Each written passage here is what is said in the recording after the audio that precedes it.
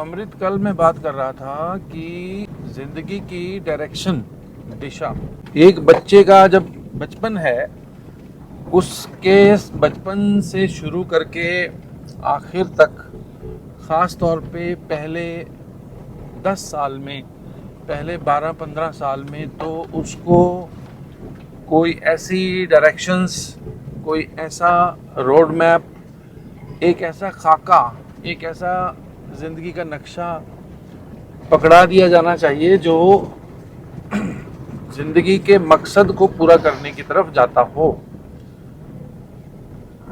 क्योंकि हम कितने भी ग्रंथ, अपने धार्मिक किताबें आप गौर कर लें, उसमें कहीं भी ऐसा मेंशन नहीं है कि आप सिर्फ पढ़ाई करें, नौकरी करें या बिजनेस करें, खाएं कमाएं और बूढ़े हो जाएं, बच्चे करें और फिर अलविदा हो जाएं। ये काफ़ी नहीं है। ज़्यादातर तो जो रोड मैप या जो लोगों को जो नक्शा मिलता है ना, वो मिलता है अपने सीनियर लोगों से, बुज़ुर्गों से, अपने जो गुरु होते हैं, जो मार्गदर्शन करते हैं। तो लेकिन ये तो हो सकता है ना कि कोई आपके मार्गदर्शक या गुरु ऐसे हों जिनके पास अपना ही नक्शा ठीक ना हो। ऐसी तो कोई गारंटी नहीं है ना कि अगर कोई आदमी एडवाइज़र या मोटिवेटर या मार्गदर्शक बन गया है तो ये कोई पक्का तो नहीं है ना कि उसका ज़िंदगी का नक्शा, उसकी डायरेक्शंस, ज़िंदगी का आगे बढ़ने का दिशा निर्देश उसका ठीक ही हो गया होगा। क्या पता। एक से एक उलझन भरे लोग इस दुनिया में विचर रहे हैं जो लोगों को जीना सिखा रहे हैं, जीने की दिशा बता रहे हैं। मैं कल ही एक वीडियो पे बोल रहा था, मुझे एक कॉल आई थी डॉक्टर विवेक बिंद्रा, जो इस वक्त भारत के माने हुए मोटिवेशनल स्पीकर्स में से हैं।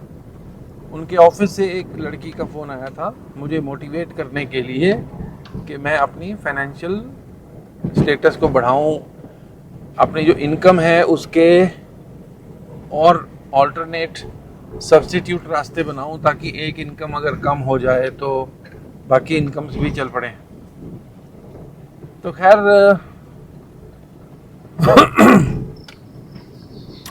अब आप कहते हो कि इसका क्या इलाज है कि बच्चे को 10 साल तक, पहले 10 साल तक, ऐसी स्टडीज़ हैं, ऐसा मनोवैज्ञानिकों ने साबित किया है कि पहले 7 साल में आने वाली पूरी ज़िंदगी का नक्शा, क्या बच्चा सोचेगा, क्या बच्चा करेगा, कैसे जिएगा, क्या उसका थॉट प्रोसेस बनेगा, ज़िंदगी को जीने की थ्योरी उसकी क्या बनेगी, वो सब उसका 7 साल में उसके ब्रेन में हार्ड वायर्ड हो जाता है, पहले सिर्फ 7 साल में।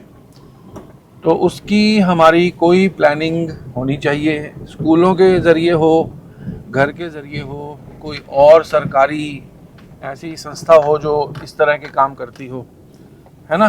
तो जितनी शिद्दत के साथ, जितने जोश खरोश के साथ ये सरकार पोलियो की ड्रॉप्स पिला रही है या कोई और बच्चों को कुपोषण से बचा रही है, बच्चों की भलाई के प्रोग्राम चला रही है, सरकार को भी कोई समझाने वाला हो कि शरीर के कुपोषण से भी ज़्यादा, बड़ा से बड़ा, ज़्यादा से ज़्यादा इम्पोर्टेंट है मन का कुपोषण। भाई मन भी तो उल्टे सीधे पदार्थ इकट्ठे कर रहा ना, मन के इन्फेक्शन भी तो कुछ होंगे। आपको शरीर में इन्फेक्शन हो गया तो आपको एक रोग हो गया, आपको मच्छर काट गया तो दूसरा रोग हो गया। लेकिन कहीं पे इस बात की स्टडी, इस बात की चर्चा, इस बात का गौर सरकार की तरफ से भी हो सकता है कि बच्चों के मन पे हम मन को क्या दे रहे हैं बचपन से। अब आप स्कूलों को देख लें तो प्लेवे स्कूल में पेरेंट्स बच्चों को डाल देते हैं और अपने कर्तव्य की इतिश्री समझ लेते हैं। इतिश्री मतलब समाप्ति। अब वो टीचर्स डे पे बच्चों को कल एक बड़ा भद्दा वीडियो, बहुत दुख हुआ देखकर।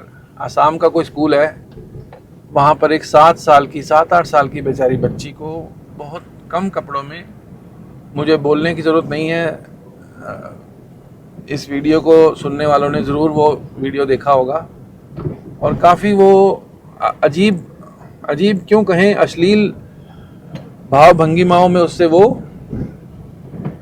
हुस्न का मज़ा लीजिए वगैरह का कोई गाना चला हुआ है, उससे वो करवाया जा रहा है। चलो खैर, उस पर मैं नहीं जाता।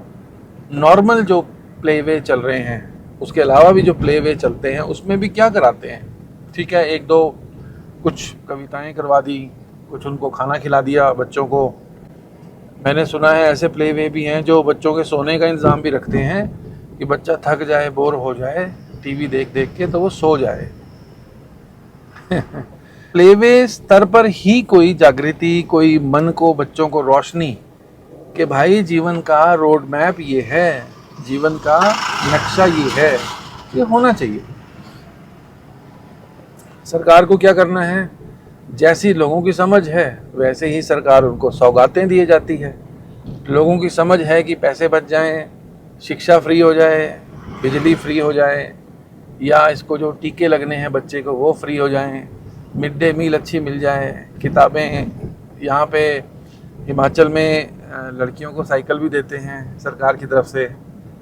तो मतलब सिर्फ इसी को लेकर पेरेंट्स बड़े खुश हैं कि चलो हमारा बच्चा सही रास्ते पे है, हमें आनंद आ गया, हमारा काम चल गया, सरकार अच्छी है, इसको वोट दे देंगे हम। तो ये जनता को सबसे पहले तो समझ और बोध, समझ विकसित हो कि ये काफ़ी नहीं है, और ये एक ऐसी सिचुएशन है जिस पे किसी का ध्यान नहीं। और ऐसा ना होने से क्या हो रहा है, बच्चे बढ़ते जा रहे हैं, और ऐसे बच्चे जो समझदार नहीं होंगे, ऐसे बच्चे जिनको जीवन जीने की समझ और उनके पास जीवन जीने का नक्शा नहीं होगा। हमारा जो अति सुंदर ग्रह है, इसके आने वाले जो वारिस हैं वो हम कैसे बना रहे हैं, आप ये समझ सकते हैं, आप अंदाज़ा लगा सकते हैं कि वो वारिस, पृथ्वी के वारिस, आने वाली पीढ़ी वाले कैसे होने वाले हैं। अब आप कहेंगे कि इसमें हम क्या कर सकते हैं? अमृत, आप क्या कर सकते हो, मैं क्या कर सकता हूँ? सबसे पहला कहते हैं, फर्स्ट और फॉरमोस्ट, हम ये कर सकते हैं कि सभी पेरेंट्स इसको थोड़ा सा जाग के देखें, इस सिचुएशन को, इस हालत को सभी पेरेंट्स थोड़ा सा आंखें मल के देखें, आंखें पूरी खोल के देखें, चौड़ी खोल के आंखें अच्छे से देखें कि कहाँ चले, किस तरफ को दिशा हमारी और हमारे बच्चों की जा रही है। अपनी कॉमन सेंस लगाएं, एक सहज आपके अंदर समझ है जो आपको सचमुच ये रास्ता दिखाएगी, ये रोशनी देगी कि हम अपनी दिशा को तय करें, सही नक्शा, सही मैप हमें मिले कि हमने। और आप जब लोगों को सुनोगे, अलग अलग जो गुरु बोल रहे हैं या मोटिवेशनल स्पीकर बोल रहे हैं, जब आप उनको सुनोगे, आपका जहाँ पे आपको लगे कि हाँ ये नक्शा सही है, आपको काफ़ी इसमें समय लग सकता है, ये कोई एक दिन का काम नहीं होगा, और ये वर्थ इट है। इस पे समय लगाना बहुत बहुत ज़रूरी और वर्थ है। ये समय लगाया आपका बेकार बिल्कुल नहीं जाएगा, क्योंकि ना आप चल पड़े, मान लो आपने दिल्ली से बम्बई जाना है, तो आप बिना मैप के, बिना डायरेक्शन के, बिना किसी दिशा निर्देश के चल देंगे, या गलत दिशा निर्देश के साथ चल देंगे, तो आप सही जगह तो नहीं पहुंचेंगे ना। अगर आपने दिल्ली से बम्बई पहुंचना है तो आपको रास्ता तो सही लेना ही पड़ेगा, और रास्ता सही ना लेने से क्या हो रहा है, जो अब हो रहा है वो हो रहा है।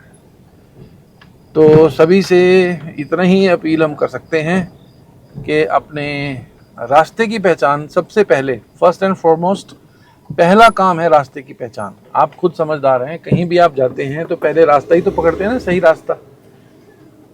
मान लो कहीं जाने का आपको रास्ता ना मालूम हो, तो आप पहला काम क्या करते हैं? गूगल मैप लगाते हैं, या किसी को रास्ता पूछते हैं, और जब तक रास्ता स्पष्ट ना हो जाए हम कदम नहीं बढ़ाते।